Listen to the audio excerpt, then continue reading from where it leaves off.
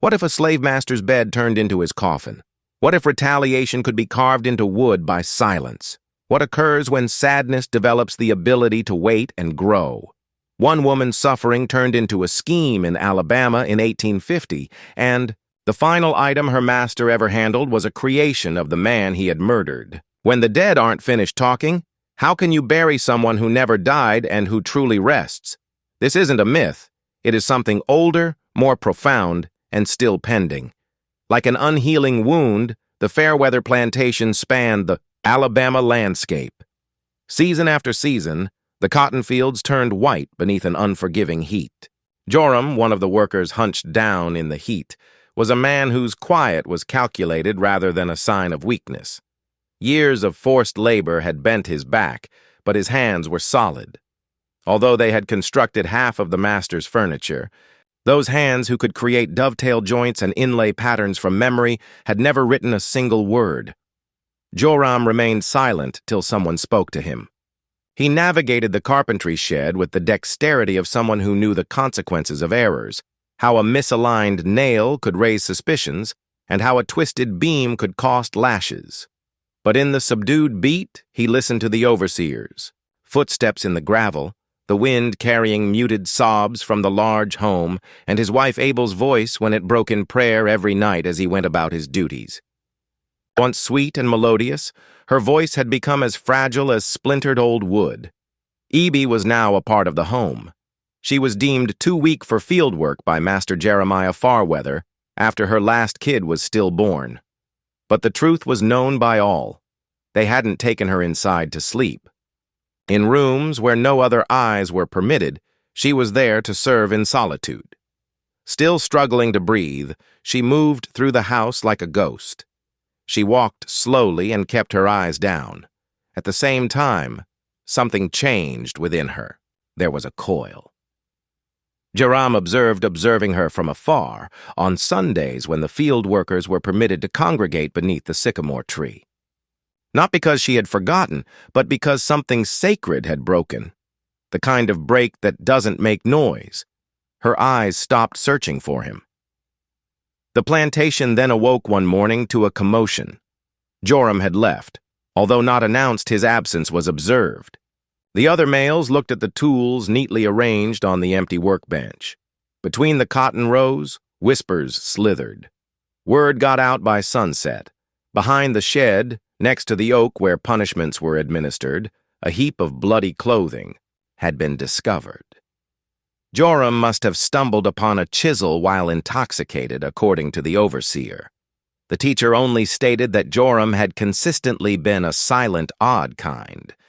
Ebe refrained from crying. She remained silent. The others were worried because she absorbed the news with such total calm. It was reverence, not mistrust, that kept the women at bay. There was something older than pain in her silence, something they recognized. Thunder rolled low across the fields that night. Within, the slave muttered prayers in the quarters. However, Abeli did not kneel in the large house. She was standing next to the master bed, which her husband had carved out of black walnut and had inlaid with West African symbols that were unintelligible to white men. She stood with her lips closed and her eyes open. Her touch felt warm against the wood, like if air were trapped beneath the surface. Something inside her aligned. At that precise moment, not yet, not with retaliation, but with clarity, the house squeaked as if it were alive all around her. It belonged to only one man, yet the master's bed was big enough to accommodate 4. Like a monarch over a realm of hushed words and shattered backs, Jeremiah Fairweather slept on top of it. It stood like an altar in the middle of the room, carved from black walnut and weighed as much as judgment. Reaching high, the pillars were intertwined with he considered the leaves, birds, and vines to be ornamental. But every curve spoke to Eblet. She had seen that bed being crafted by her husband's hands. She recalled his chisel's rhythm, his method of working quietly into the evening, and the care with which he hammered the blade into silent wood.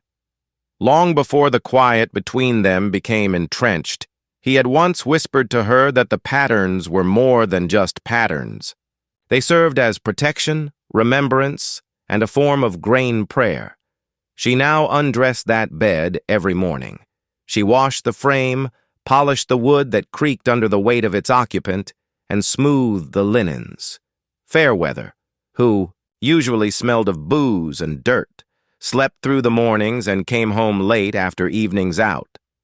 Like vapor, his eyes moved through her. His laughing was cruel, and his orders were slack. However, he was growing older. His gait slowed, and the creases in his face had deepened. When he barked, his voice broke. He had become more reckless with age, but not any kinder. Eve waited, listened, and observed. The plantation continued. They picked cotton. The carts began to roll. The lash began to sing. However, something had changed. The house's air became heavy. Rats scuttled between the walls. The summer. Moisture caused the boards to distort. Once absolutely calm, the master bed started to creak at strange hours, not from weight or movement, but from within. It was a faint sound, an extended, slow moan of timber with some knowledge. Abby was the first to notice. She did, of course. She tightened the bolts every day. The sounds came back every day. Fairweather put the humidity to the blame, told her to lubricate the joints. She did, but she added plants, her grandmother had taught her about when Ebe was still living beside a clear-running river to her own concoction. Before chains, before ships. Joram had kept his tools in the storage room behind the shed, and she started spending more time there. The overseer hardly gave a glance. As long as it didn't interfere with doing the laundry, women were permitted to grieve. However, Ebony was no longer in mourning. She was learning, memorizing, and measuring. Lifting the mattress, the slats examined. She developed a new affection for the bed's underbelly. She discovered the empty spots where wood echoed thinly, the weight of it. She put her ear against the frame and gave it a light knuckle tap. She examined its opening and closing mechanisms. She remained silent. She took her time. Her husband's hands had gone to the master's bed. It would now discover what else their hands had imparted. Without any ceremony, summer gave way to fall. On the grounds of Fairweather Plantation, the fields grew dreary, the air grew heavier, and the night grew longer. The laborers in the quarters spoke about spirits in the quiet between work and sleep, but not aloud or in the daylight. They talked of the cold, tools being taken off their shelves, and footsteps where none should be. A little wood that has not been carved for weeks. Some said that Joram was back.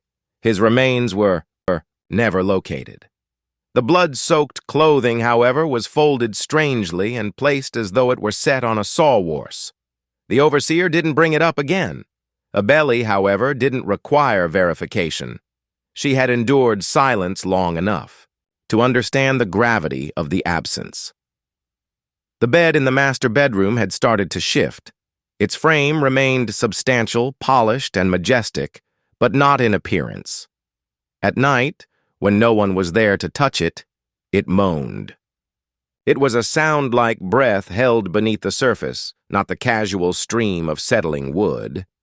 Eve occasionally noticed that the frame seemed warmer than it should have when she lowered the bedding. She used the back of her hand to touch it, and after she moved away, the feeling persisted. The key, which the overseer had long since forgotten, remained concealed in her apron each morning when she went back to the room behind the shed. There, working silently, she traced the shapes Joram had etched with her fingers. She recalled the pressure, the movements, and the marks that each blade made. She recreated some of the bed's features, improvements, and design using leftover wood and borrowed tools, changes, hinges concealed by decorative panels. She never said a word out loud. Although the space underneath the mattress was little, it could be strengthened and made deeper. You could change the frame. To support weight, a part gradually and invisibly hollowed out. A latch that is intended to catch from the inside and is held in place by time and gravity. not a coffin. Not quite yet.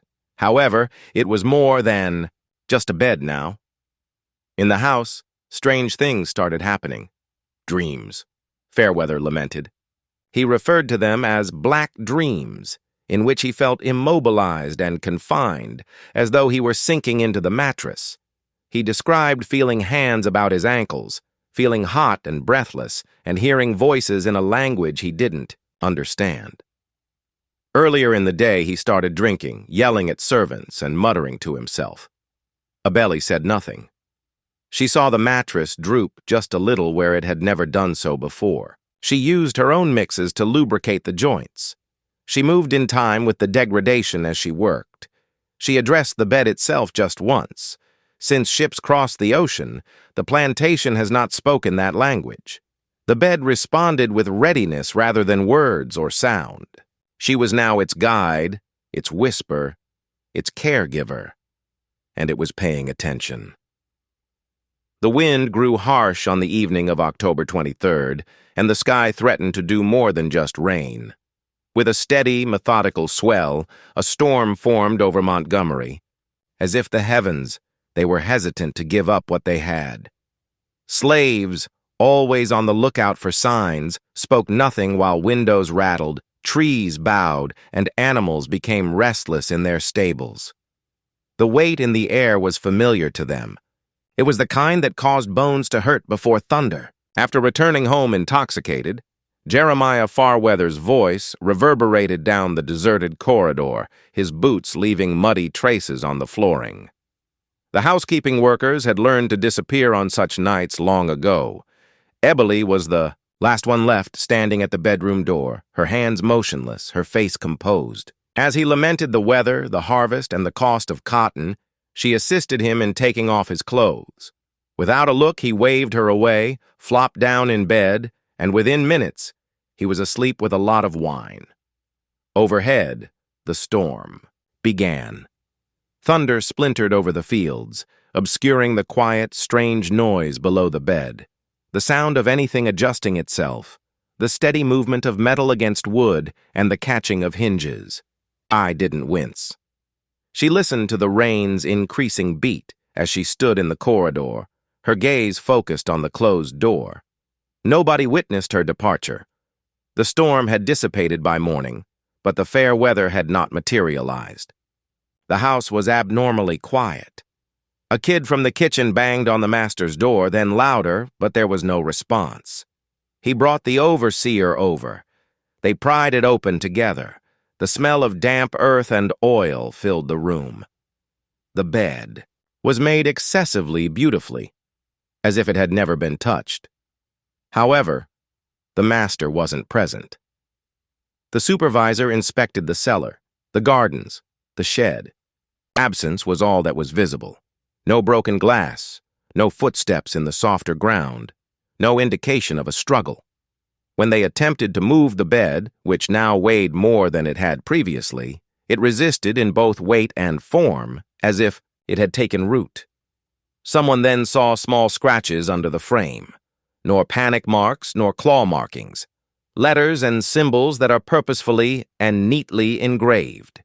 Jam had carved the same designs into the headboard, and they were now duplicated, in miniature along the bottom rail. Below them was a sentence that was nearly too small to read. Only when the living forget the dead do we bury them. Word got out even though no one discussed it publicly. Some thought Fairweather had run away out of craziness or shame. Others murmured that justice had been postponed too long. No one mentioned Eve's name in the quarters. Loudly, but each lady who passed that bedroom stopped for a single second, just long enough to give a single nod, as though they too realized that a bed isn't always a bed. It can occasionally be a door. Years went by. Despite numerous ownership changes, the Fairweather Plantation never lost its moniker. Although it wasn't as thick or white, cotton still grew in thin rows. The home was still standing, its paint peeling from the sun and the solitude. Although no one mentioned it directly, the locals referred to it as cursed. As they passed, they simply looked down from the upper windows and crossed the road more quickly. The bed was still there. The new owners were afraid to take it down. They made an effort. The frame was initially distorted and had become obstinate with time. It was claimed by the movers. Was attached to the floor, yet there were no nails visible. It screamed when it finally moved. A deep, woodsy, guttural sound that recalls anguish. After hearing that, the men departed and never came back. The bao bed was previously offered for sale by a dealer who described it as an uncommon example of antebellum craftsmanship. The sale was never completed. That evening, the offer was retracted after the dealer's barn burned down. The seasons brought whispers back. In the room where the bed was, guests reported having weird nightmares. Disc, not nightmares. One woman reported feeling as though someone was gradually and softly squatting on her chest while she slept.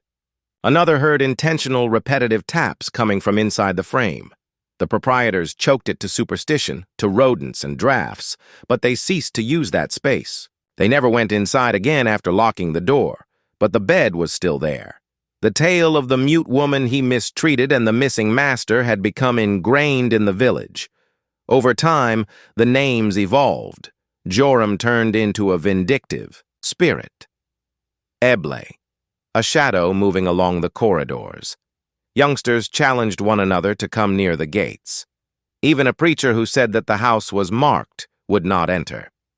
The story never died among the elderly, those who recalled the past. They described Eb as a guide rather than a ghost, a lady who persevered, waited, and transformed the very framework of her sorrow into a space for introspection. According to some, she fled the plantation that evening and went barefoot until she was engulfed by the woods. Others thought she still existed, although with intention rather than in physical form. Her stillness etched into joints, her will pounded into lumber. The bed no longer creaked, not in alarm or agony, but rather in reaction. If you listen carefully, you can hear it breathe in the quietest part of the night, when the moon is thin and the air is motionless, they say. Not the home, not the wind. The bed exhales slowly, like though it's dreaming. Still. Of a lady who transformed sorrow into art, of hands once lost, of justice once etched. That room is empty of sleepers, no longer.